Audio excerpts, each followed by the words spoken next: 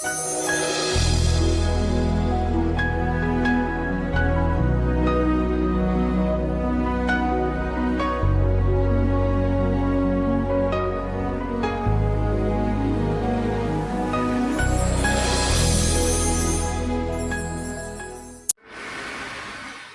shalom. Bonjour, bien-amis dans le Seigneur. C'est encore pour nous une joie renouvelée de nous retrouver dans la maison Seigneur pour ce culte dominical. Et pour commencer, nous allons prier, confier ces instants dans la maison Amen, Seigneur. Cher Père, nous voulons en ce matin te remercier. Nous voulons te rendre toute la gloire parce que tu as réussi nous durant cette semaine. Et tu as permis également que nous soyons là ce matin pour t'adorer, pour te louer, pour te célébrer. Ta parole déclare que là où Dieu est transformé dans ton monde, Dieu, nous savons que tu es là, parce que ta parole est la vérité. C'est pour cela que nous te mettons de prendre devant de ce culte ce matin. Que tu diriges la présidence, les chants, l'adoration, la prédication, de votre culte, Seigneur, intervient pour diriger tout, au nom de Jésus-Christ. Amen. Nous savons que chacun au cours de cette semaine a dû faire des choses qui n'ont pas plu au Seigneur. Et nous allons nous confier au Seigneur, nous allons demander d'écrire dans nous un cœur pur. Et je vais demander à Hades ce matin de nous introduire dans une chambre de confession.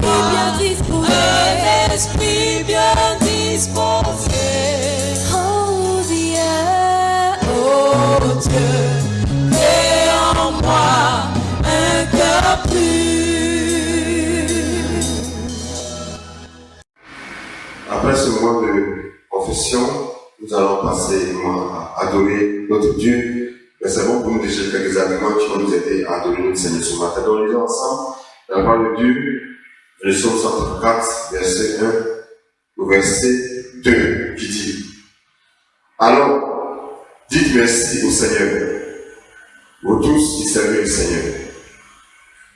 Vous qui vous tenez dans sa maison pendant les heures de la nuit. Levez vos mains vers le lieu saint et remercier le Seigneur. Ensemble, nous allons élever nos mains vers le lieu saint. Nous allons adorer notre Dieu ce matin. Nous voulons dire combien de fois notre Dieu est grand. C'est celui qui nous protège jour et nuit. Nous voulons élever son nom ce matin. Oh,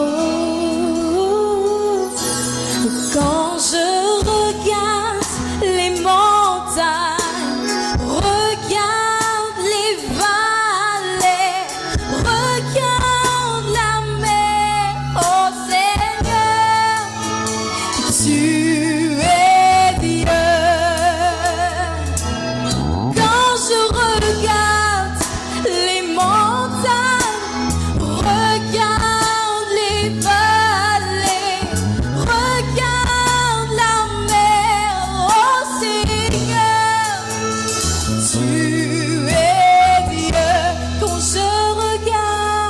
Quand je regarde les montagnes, regarde les vallées, regarde la mer, oh Seigneur, tu es Dieu. Quand je regarde les montagnes, regarde les vallées, regarde la mer, oh Seigneur, tu es Dieu. Tu es Dieu, tu es Dieu, tu es Dieu, tu es Dieu, tu es Dieu, tu es Dieu, tu es Dieu. Quand je regarde les montagnes, regarde les vallées, regarde la mer, oh Seigneur, tu es Dieu. Tu es Dieu, tu es Dieu, tu es Dieu, oh tu es Dieu, tu es Dieu, tu es Dieu, oh tu es Père, tu es Père, tu es Père, tu es Père, tu es Père, tu es Père, tu es Père, oh quand je regarde les monts, regarde les vallées, regarde la mer, oh Seigneur, tu es Dieu. Nous voulons dire que tu es le puissant guerrier, fort dans les combats. Oh Jéhovah est son nom. Jéhovah est son nom. Jéhovah est son nom. Jéhovah est son nom. Nous disons ensemble. Jéhovah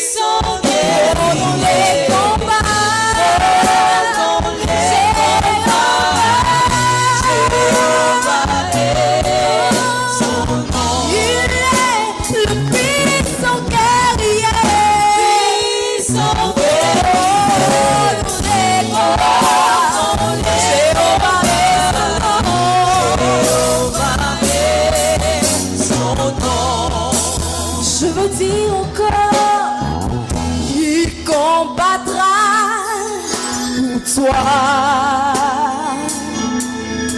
Oh, mon Dieu combattra pour toi. Même dans les difficultés, Jésus combattra pour toi. Oh, il combattra pour toi. Oh, il combattra. Il combattra pour toi. Il combattra pour toi. Il combattra pour toi. N'aie pas crainte, Jésus combattra pour toi. Il combattra pour toi. Même dans les vallées du long de la mort, il combattra. Il combattra pour toi. Car Jésus est le puissant guerrier. Puissant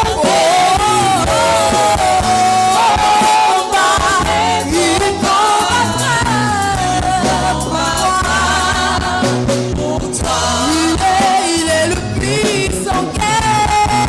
Puissant guerrier. Dans les combats, il combattra pour toi. Il est le puissant guerrier. Puissant guerrier.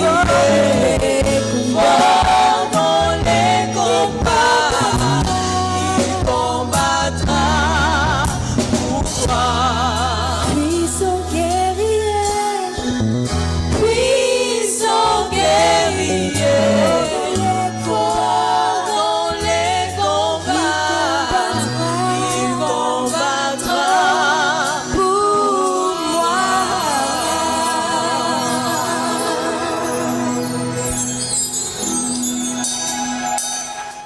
Je vais finir, achever cette partie, cette notre adoration par la prière. Notre Dieu, nous voulons te dire merci, nous voulons te rendre ta gloire parce que tu es avec nous.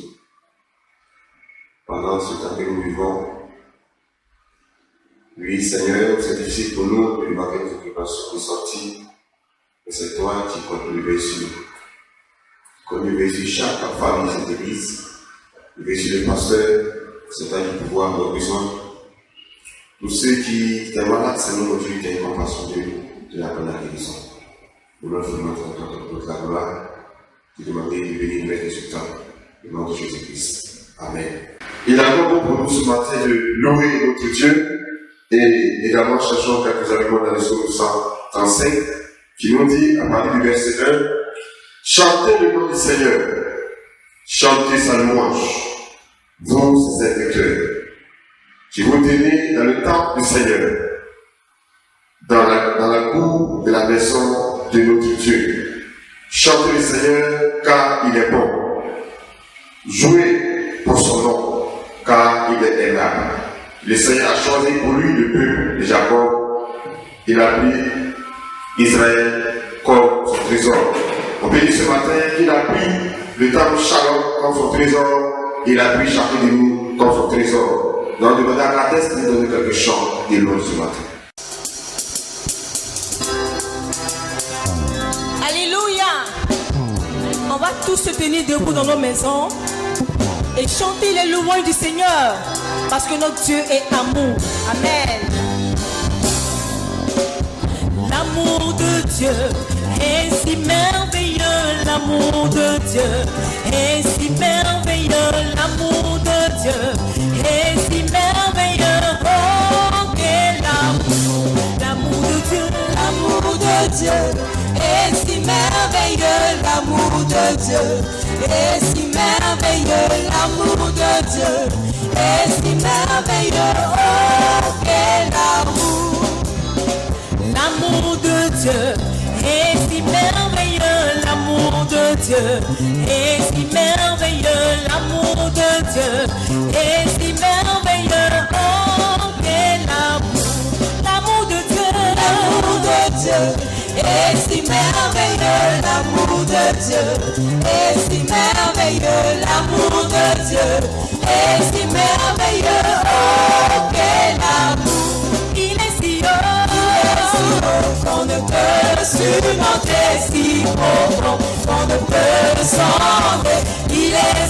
passe qu'on ne peut le contourner. Oh, quel amour! Il est si haut qu'on ne peut le surmonter, si profond qu'on ne peut le sonder. Il est si vaste qu'on ne peut le contourner. Oh, quel amour! L'amour de Dieu est si merveilleux. L'amour de Dieu est si merveilleux. L'amour de Dieu est si merveilleux. Oh, quel amour!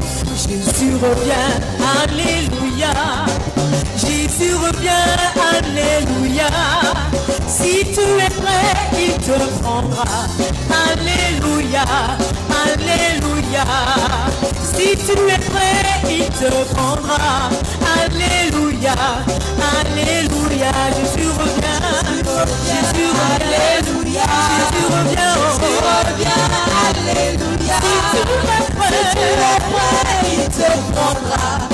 Alléluia, alléluia. Si tu es prêt, il te prendra. Alléluia, alléluia.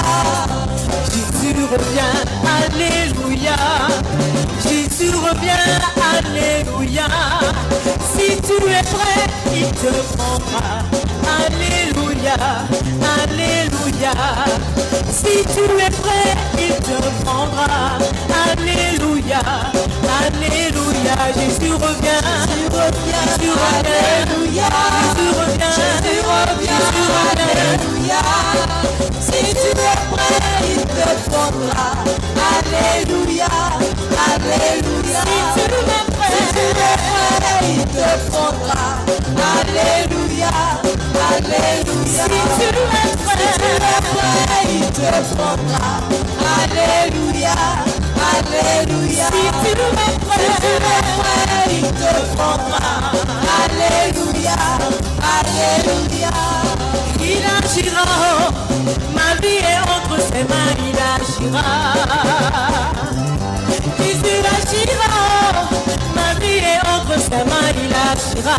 Ma bénédiction dépend de lui, il agira.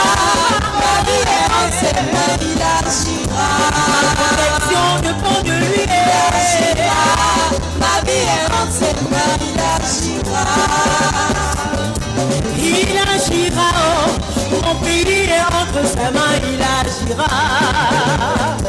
Jésus agira, oh, mon pays est entre ses mains, il agira. Notre guérison dépend de lui, il agira.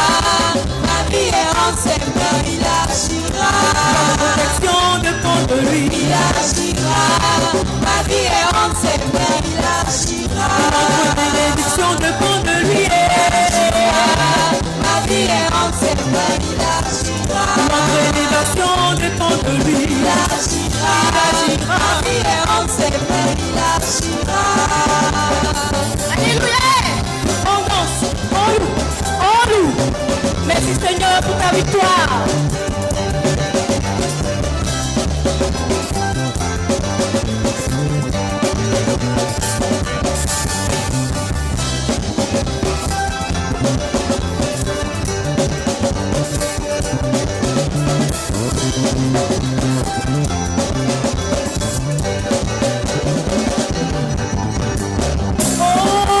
Jésus, ta faveur est sur moi. Oh roi Jésus, ta faveur est sur moi. Oh roi Jésus, mon Jésus, ta faveur est sur moi. Oh roi Jésus, ta faveur est sur moi. Oh roi Jésus, ta faveur est sur moi. Oh roi Jésus, ta faveur est sur moi. Oui, c'est tout ce dont j'ai besoin. C'est tout ce dont j'ai besoin. C'est tout. Oh roi Jésus, ta faveur est sur moi. Oh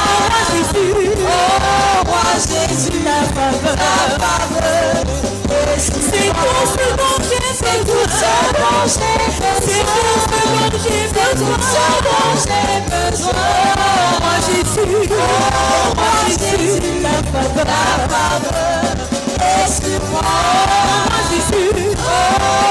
Jésus, la faveur est sur moi. C'est tout ce dont j'ai besoin. C'est tout ce dont j'ai besoin. C'est tout ce dont j'ai besoin, mon Jésus. C'est tout ce dont j'ai besoin, oh roi Jésus. Oh roi Jésus, la faveur est sur moi. Oh roi Jésus, oh roi Jésus, la faveur est sur moi. Ce matin, nous voulons également rappeler quelques annonces. Il s'agit en gros des cotisations annuelles qui s'élèvent à 5 000 francs par an. Quand nous invitons, nous remercions déjà tous ceux qui sont déjà acquittés de la cotisation et nous encourageons les uns les autres pour s'acquitter de la cotisation annuelle. Il y a également les engagements pour le renouvellement des chaises. Et les trucs demandés à tous ceux qui n'ont pas pris l'engagement de le faire, de voir dans le président ou le frère Béné Benjamin pour pouvoir s'engager pour le renouvellement des chaises. Ceux qui l'ont déjà fait, nous tenons à les remercier et encourager les autres à pouvoir le faire également en donnant ce qu'ils ont promis pour le renouvellement de ces chaises. Pour ce qui concerne le mariage, la date est maintenue. Et voilà la situation, c'est ça que c'est pour nous de nous réunir. Donc nous demandons chacun chez lui de combien appuyer pour toutes les courses qui restent pour le mariage et que le Seigneur permette que tout puisse bien se passer et que lui-même puisse conduire les choses, que ce mariage puisse se tenir effectivement à la date indiquée. L'information que nous voulons porter à votre connaissance, c'est celle relative à nos dîmes et offrandes. Étant donné qu'il est difficile pour nous de nous réunir pour l'écouter, de donner nos dîmes et offrandes, chaque fidèle est encouragé de passer à l'église pour déposer près des pasteurs les dîmes et offrandes. Pour ceux dont c'est difficile de passer à l'église, vous pouvez faire des dépôts d'argent sur les différents numéros qui vont passer au bas de votre écran, soit en termes monnaie ou la monnaie ou mot monnaie. Nous passons à présent au message. Nous allons inviter tout à l'heure le pasteur. Et nous demandons également, pendant que nous suivons ce message, devant chaque fidèle de l'église, de prier pour quelques sujets. Il s'agit d'abord de la maladie que nous vivons actuellement, la pandémie du coronavirus. Que chaque famille puisse, chaque fidèle prier à la maison, afin que le Seigneur puisse mettre fin à cette pandémie. Et nous prions également qu'il puisse ouvrir au besoin de chaque famille, parce que ce n'est pas facile pour chacun de nous. Les gens sont en train de faire des provisions. Nous savons que ce n'est pas facile pour beaucoup de familles qui essaient de pouvoir, c'est très difficile, le besoin de chaque membre de cette église. Donc, prions pour que ce nous soutienne. Amen. Nous allons prier pour que le Seigneur puisse dans le prédicateur de ce jour. Notre Dieu, tu as dit que l'homme ne se vit pas selon le pain, et que par du sort de ta bouche. C'est le temps pour nous d'écouter ta parole. Dispose ton peuple et utilise ton serviteur comme un seul canal pour nous communiquer tes conseils de ce jour. Merci Père, au nom de Jésus-Christ. Amen. Bonjour chers frères et sœurs en Christ. C'est avec une joie renouvelée que je suis là ce matin pour vous apporter la parole du Seigneur. De ma conversion à mon entrée au paradis. Ça c'est le thème de l'année. Et mon thème du jour, c'est le péché des murmures. En effet, les enfants d'Israël, dans le désert, ont commis 4 grands péchés. Le premier péché, c'était le péché de l'idolâtrie. Le deuxième péché, c'était le péché de l'impudicité. Le troisième péché, c'était le péché de tenter Dieu, provoquer Dieu. Et le quatrième péché que nous voyons maintenant, c'est le péché des murmures. Pour nous permettre d'entrer dans le texte, pour tirer des leçons pour nous, nous allons nous poser 4 questions. La première, c'est qu'est-ce que murmurer? Qu'est-ce que murmurer? Il y a 2 définitions possibles. Une définition pour l'expression murmurer au singulier, un murmure. Un murmure, c'est un bruit continu, sourd et confus de voix humaines. Ce n'est pas forcément péjoratif, puisque cette explication se trouve dans 1 Roi chapitre 19 verset 12, où quand Élie fuyait et recherchait la présence de Dieu, il était dans une caverne. Là, le texte dit que quand il a entendu un doux murmure léger qui symbolisait la présence de Dieu, c'était des bruits de voix humaines avec sourdine, mais ce n'était pas mauvais en soi. Donc murmure au singulier, c'est pas mauvais. Mais la deuxième explication, c'est murmure au pluriel. On parle des murmures. Là, c'est forcément péjoratif. Ce sont des plaintes, des commentaires plus ou moins malveillants et qui s'expriment à mi-voix. C'est surtout se plaindre ou parler contre quelqu'un. Et ce texte qui en parle se trouve dans Nombres chapitre 14, verset 1 et le verset 4. Nous allons lire ça tout à l'heure. La deuxième question. Quelles sont les occasions de péché? À quelle occasion plutôt les enfants d'Israël ont-ils péché en murmurant contre Dieu et contre Moïse? 6 occasions. Je vais lire les textes qui font référence à cela. Le premier texte se trouve dans le livre de l'Exode. Exode chapitre 17. Exode chapitre 17, je lis les versets 1 jusqu'au verset 3.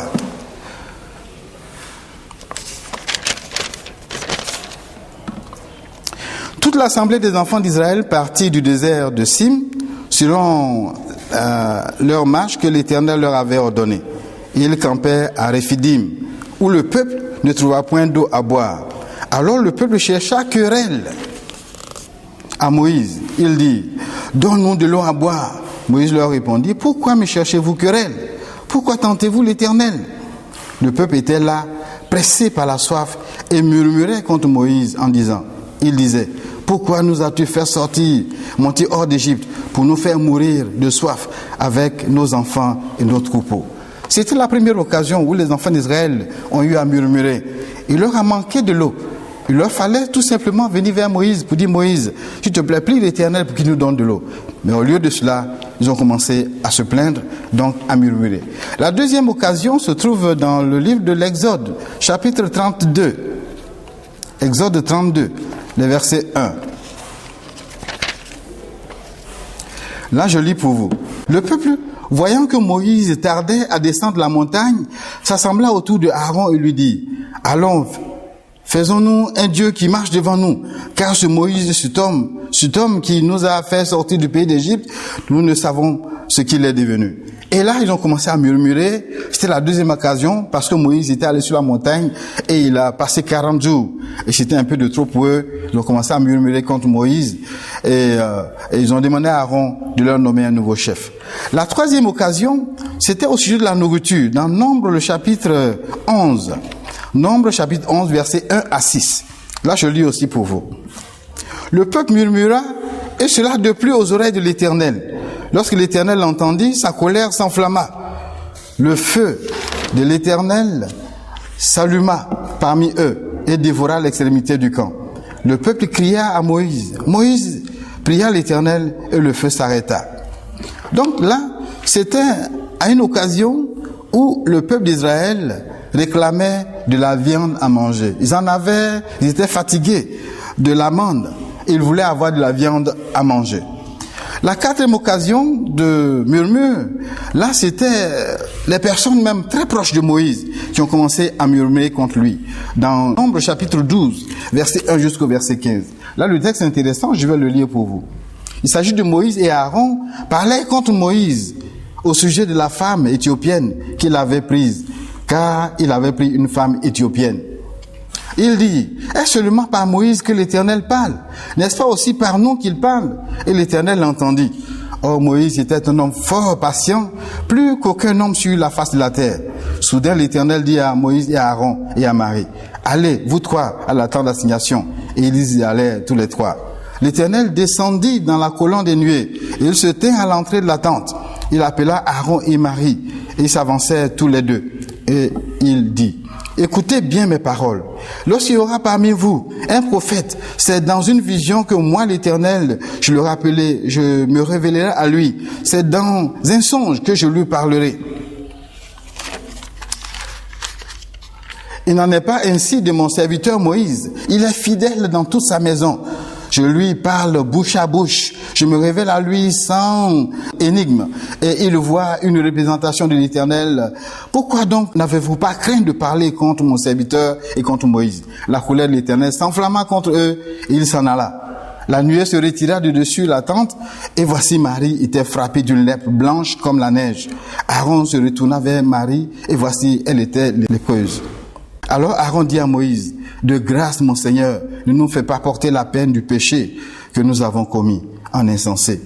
Ainsi de suite. Donc la troisième occasion, ou bien la quatrième occasion que les enfants d'Israël ont eu à se plaindre contre Dieu et contre Moïse, c'était les frères.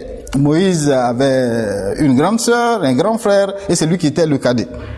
Donc, ces deux grands frères, c'est-à-dire Marie et Aaron, se sont plaints. Parce que Moïse avait pris une femme éthiopienne. Une femme éthiopienne. Je précise que la première femme de Moïse était, son papa était sacrificateur de Madian. Mais ça, certainement, cette femme est décédée.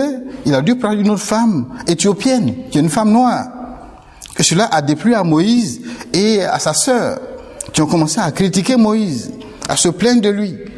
Et a dit, nous aussi, l'Éternel nous parle. Et l'Éternel ne l'a pas du tout apprécié.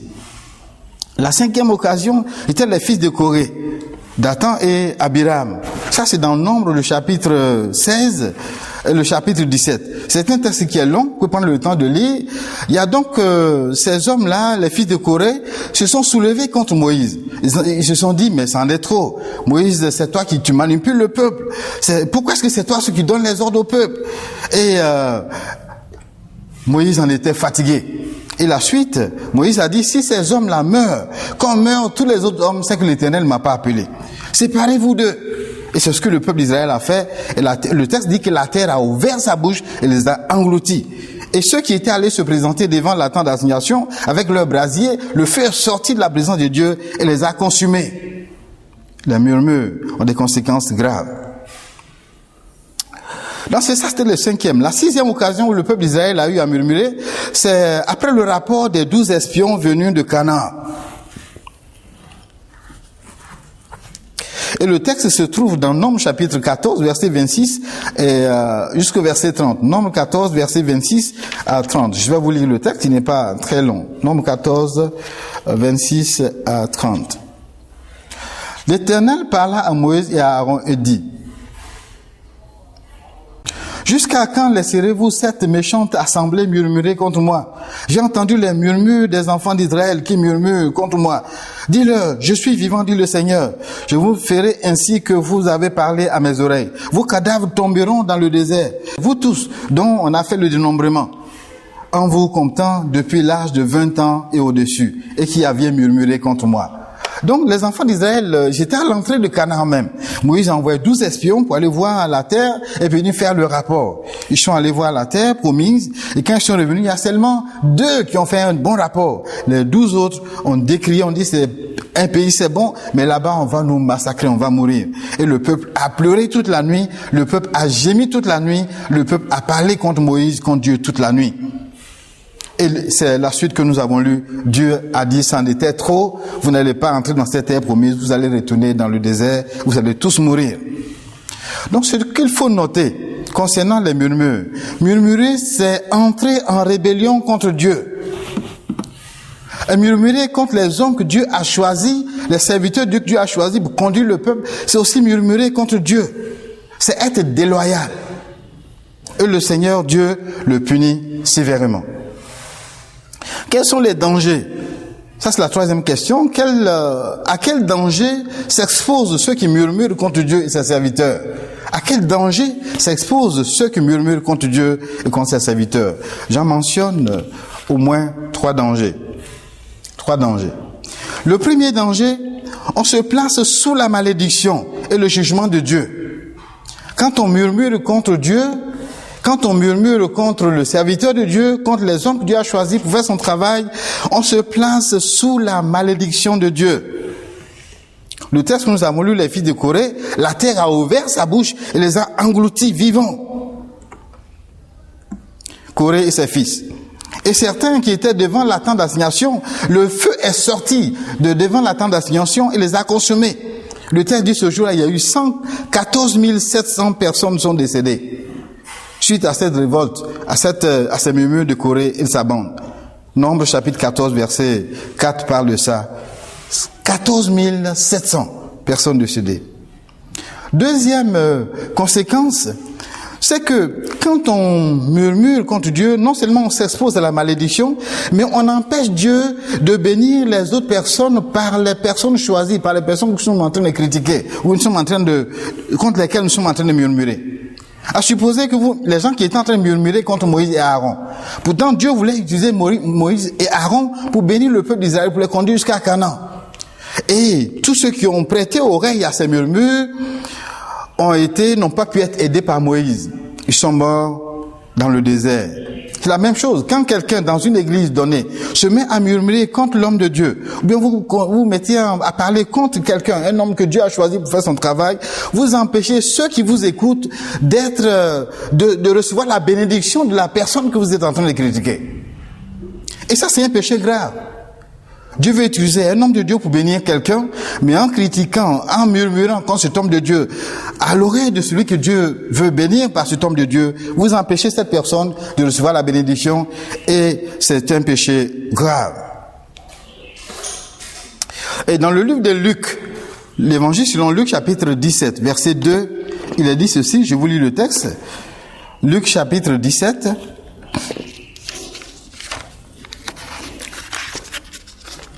verset 2.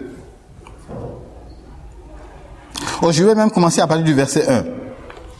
Jésus dit aux disciples, il est impossible qu'il n'arrive pas de scandale, mais malheur à celui par qui il arrive. Il vaudrait mieux pour lui qu'on mît à son cou une pierre de moulin et qu'on le jette dans la mer, que s'il scandalisait l'un de ses petits. Prenez garde à vous-même. Si ton frère a péché, reprends-le. Et s'il se repent, pardonne-lui. Et s'il a péché contre toi 7 fois un jour, et que 7 fois il revienne vers toi en te disant, je me repens, tu lui pardonneras. Donc le texte dit, le scandale va arriver. Mais malheur par qui le scandale va arriver. Parce que par le scandale, une personne peut perdre son salut.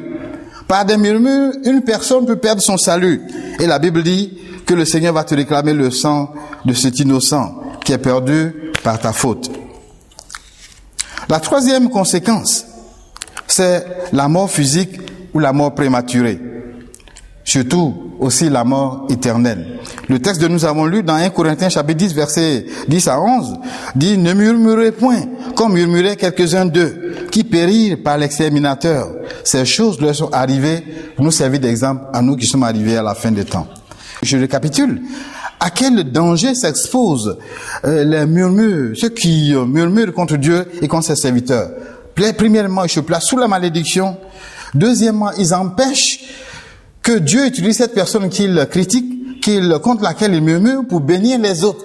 Donc ces personnes deviennent donc un scandale pour ces personnes que Dieu veut bénir. Troisièmement, les murmures peuvent occasionner la mort physique, la mort prématurée ou la mort éternelle en enfer. Quatrième question.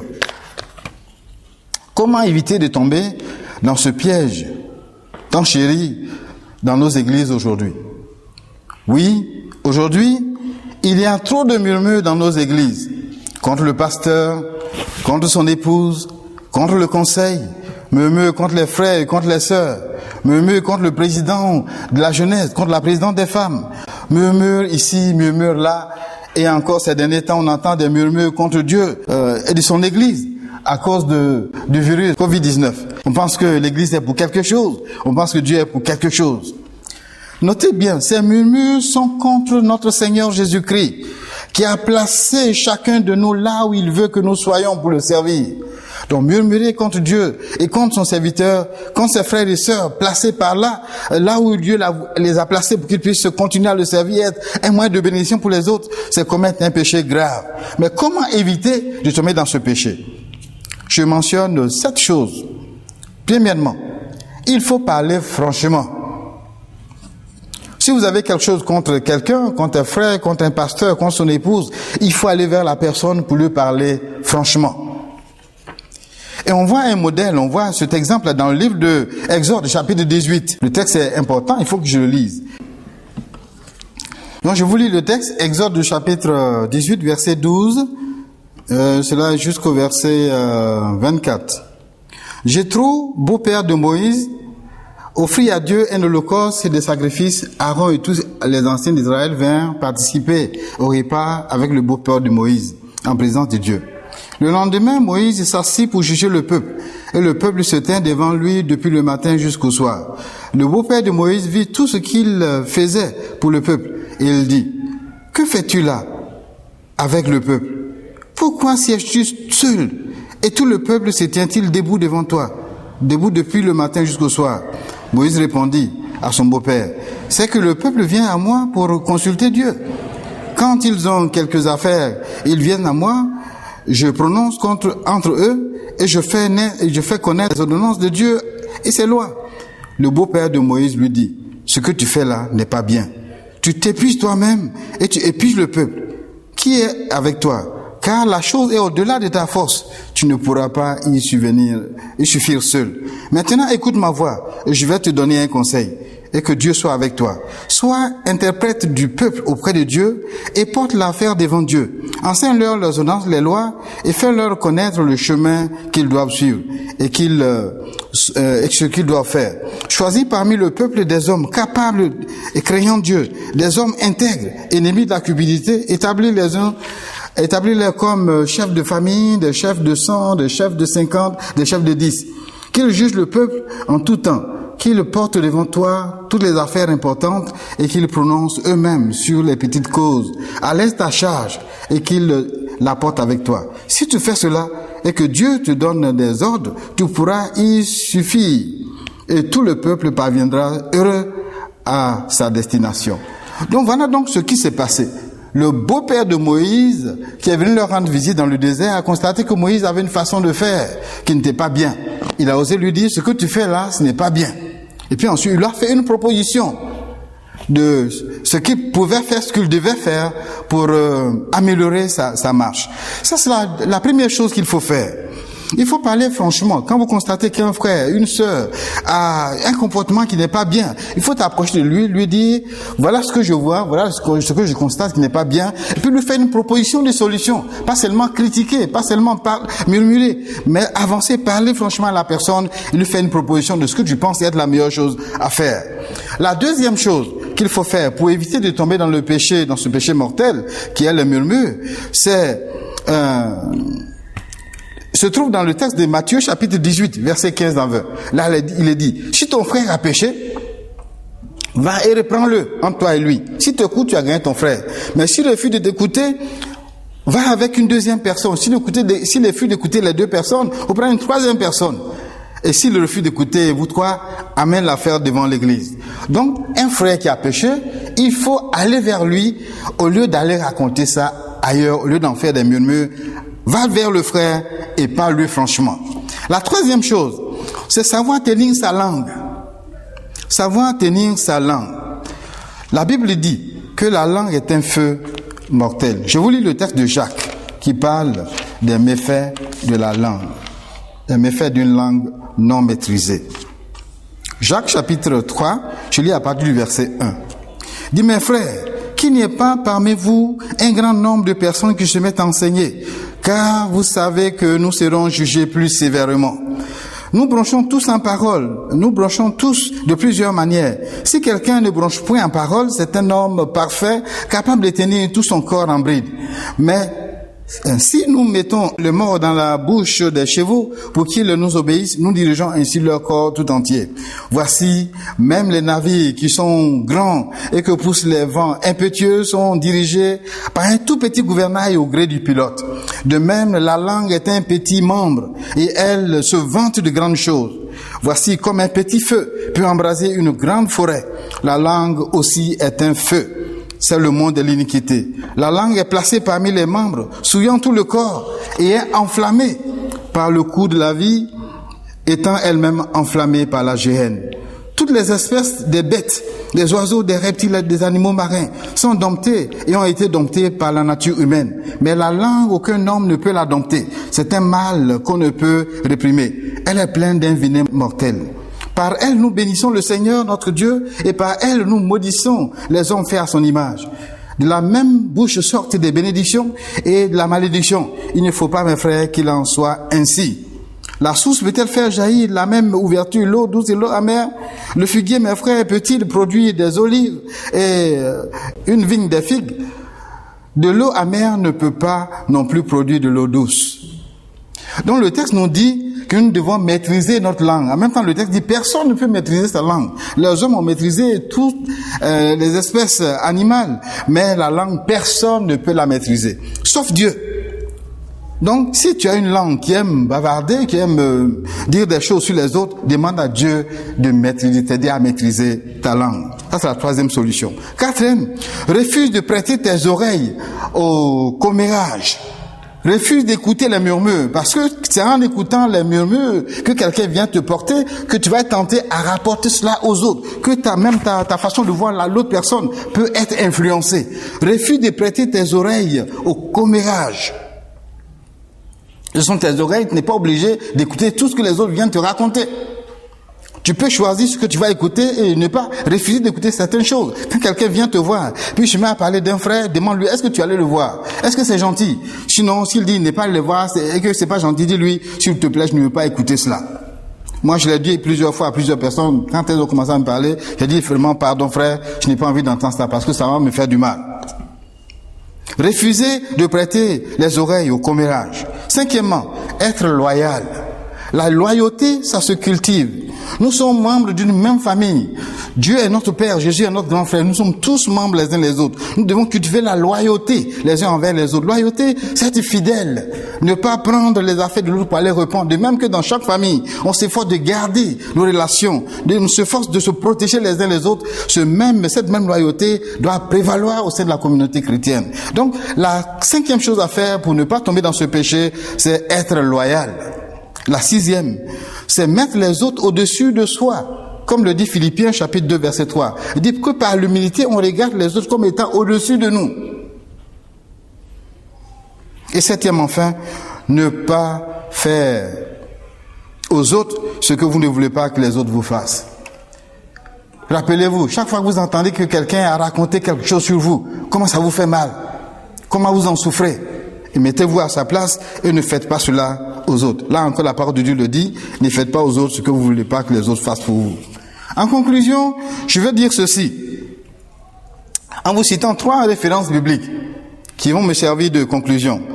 Le premier texte se trouve dans Philippiens chapitre 1, verset 14 qui dit « Faites tout sans murmure ni hésitation ». Je me répète, faites tout sans murmure ni hésitation. 1 Pierre chapitre 4 verset 9. Exercez l'hospitalité les uns envers les autres sans murmure.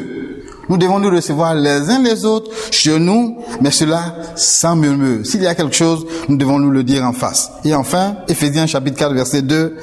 En toute humilité et douceur, avec patience, vous supportant les uns les autres avec charité. Nous allons prier le Seigneur. Seigneur notre Dieu, tu nous connais tels que nous sommes. Nous te prions, dotés du milieu de la chrétienté, les murmures. Aide-nous à comprendre que c'est notre responsabilité de nous protéger les uns les autres. C'est notre responsabilité de nous aider les uns les autres. Comme Moïse a fait, en écoutant son beau-père. Donne-nous, Seigneur, quand un frère vient vers nous et nous parle, que nous ayons l'humilité de reconnaître qu'il a raison et que nous puissions changer de conduite. Donne-nous aussi, Seigneur, le courage d'aller vers nos frères et de faire comme a fait le beau-père de Moïse. Il lui a dit, ce que tu fais là n'est pas bien. Et il lui a fait des propositions pour bien faire. Moïse a écouté cela, a sauvé le peuple d'Israël. Donne-nous, Seigneur, d'être des bénédictions pour nos frères. Nous te le demandons au nom de Jésus. Amen. Et je vous invite à prendre aussi le temps pour prier pour notre nation. Si vous êtes en famille, priez pour l'église Temple Shalom, priez pour les frères du Temple Shalom, priez pour l'église baptiste en Côte d'Ivoire, priez pour les églises dans le monde et surtout priez pour la Côte d'Ivoire, que le Seigneur nous débarrasse de ce virus. Soyons bénis. Amen.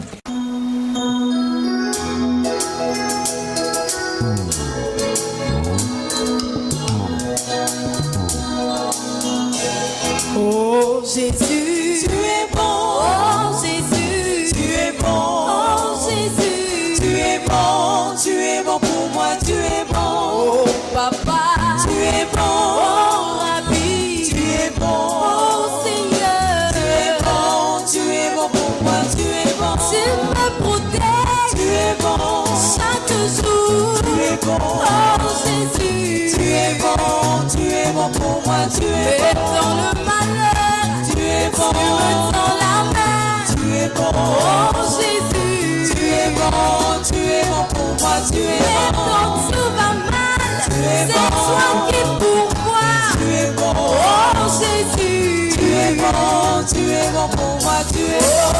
oh Jésus, Tu es bon, oh Jésus, tu es bon. oh Jésus, Tu es bon pour moi, tu es bon. oh Jésus, Tu es bon, oh Jésus, tu es bon. oh Jésus, Tu es bon pour moi, tu es bon.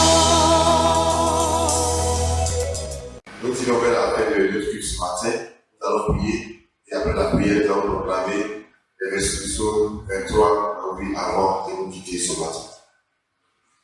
Éternel, nous voulons ce matin te remercier. Nous voulons te rendre ta gloire parce que c'est toi qui as permis de tenir ce culte. Tu as béni tous les compagnons de ce culte et tu as permis que nous puissions écouter tes conseils. C'est l'heure pour nous maintenant de nous quitter. Nous te confions chacun de nous. Nous allons commencer une nouvelle semaine. Que tu nous diriges. Et pour ce qui est pas l'ennemi contre nous, soit ton échec, Seigneur. Nous voulons que nous ayons fait que il va prochain nous nous retrouver ici ensemble. Parce que nous savons que nous allons mettre fin à cette pandémie. Et que le corps puisse se retrouver pour la vie. Merci parce que tu es fait. Te demandons au nom de Jésus-Christ. Amen. L'Éternel est notre berger, nous ne manquerons de rien. Nous faire reposer dans le pâturage, il nous dirige par les eaux paisibles, il restaure nos âmes. Nous conduisons au Seigneur de justice à cause de son nom. Quand nous marchons dans la vallée de l'ombre de la mort, nous ne craignons aucun mal, car Dieu est avec nous. La houlette de ton bâton nous rassure. Tu dresses devant une table en face de nos adversaires. Tu maintiens nos têtes et nos côtés gorges. Oui, le bonheur et la grâce nous accompagneront tous les jours de notre vie et nous habiterons dans le nom de l'Éternel jusqu'à la fin de nos jours. Amen. Dieu est pour nous. Jésus qui ne manque jamais dans la détresse. Dieu est pour nous. On appuie sur qui ne manque jamais dans la détresse. C'est pourquoi je n'ai pas peur. Dieu de Jacob est ma retraite. Je n'ai pas peur. C'est pourquoi je n'ai pas peur. Dieu de Jacob est ma retraite. Je n'ai pas Comment éviter d'être contaminé par le coronavirus? Lavez-vous régulièrement les mains. Lavez-les soigneusement à l'eau et au savon, tant la paume que le dos, mais aussi entre les doigts. Comptez entre 40 et 60 secondes par lavage. Toussez ou éternuez dans le pli de votre coude et utilisez toujours des mouchoirs en papier. Jetez-les dans une poubelle fermée. Si vous êtes malade, restez chez vous. Ne vous rendez pas au travail. Évitez autant que possible de vous toucher le visage, en particulier le nez et la bouche, avec les mains. Évitez les contacts rapprochés et évitez les poignées de main. Vous pensez être infecté par le coronavirus? Consultez votre médecin par téléphone. Ne vous rendez pas à la consultation du médecin traitant, ni aux urgences sans son indication. Prenez soin de vous, mais aussi des autres.